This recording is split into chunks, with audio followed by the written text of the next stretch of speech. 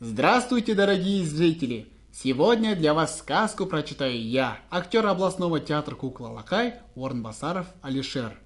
Я прочитаю для вас казахскую народную сказку «Мой детеныш лучше всех». Итак, мы начинаем. Однажды хан Сулейман призвал к себе ворону и ежа и приказал им: «Ты, ворона, облети весь мир и найди мне такую птицу, краше которой не поет ни одна другая птица на свете. Хочу, чтобы клетка с такой птицей висела над изголовьем моего ложа, и чтобы птица эта своим чудесным пением извещала меня о наступлении нового дня. А ты, еж, обшарь всю землю и найди самую мягкую и нежную вещь.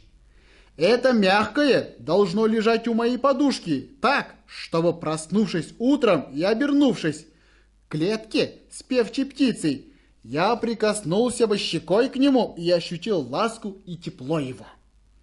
Сроку вам даю 1 день». Сказал так хан и занялся своими важными государственными делами. Во многих местах побывала ворона, слышала пение многих птиц, и больших, и малых, и красивых, и некрасивых, и ночных, и дневных, таких, которые поют на утренней заре, и таких, которые поют на вечерней заре. В одном саду она услышала даже трель соловья.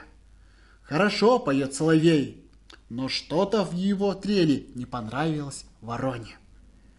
Вот уже пришло время возвращаться к хану. И с чем она предстанет перед ним? Что скажет? Совсем загоревала ворона. Неужели придется ей расстаться с жизнью? Ранним утром, до восхода солнца, вернулась ворона в свое гнездо, усталая, печальная. Голодные воронята встретили мать дружным радостным писком.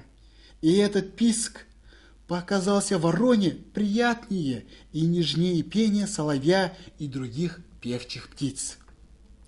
И зачем я далеко летала за певчими птицами? Вот они, в моем гнезде, обрадовалась ворона. Голосистее их нет на свете. Недолго думая, посадила ворона в клетку своих воронят, повесила над изголовьем хана. Еж обшарил всю землю в поисках самого мягкого и нежного, и усталый ни с чем не возвращался в свою норку. Завидя отца, навстречу ему выбежали ежата. Он нежно ласкал их и думал о том, что во всем мире нет ничего мягче и нежнее его детенышей. Вот глупый, все в землю обошел, а напрасно. Ничего было ходить так далеко, ругал себя еж.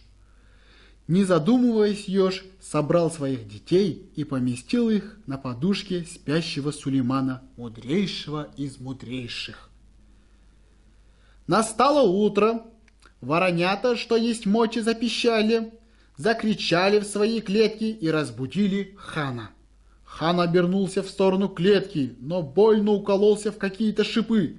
Тогда он поднял голову и увидел в клетке обыкновенных воронят, а на подушке его удобно разместились ежата.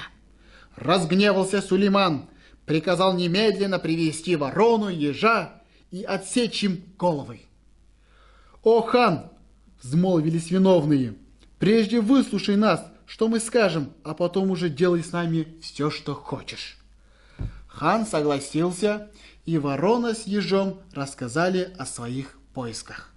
Задумался тогда Сулейман и молвил: «Каждому существу свое дитя кажется краше солнца, слаще меда, жарче огня и мягче пуха».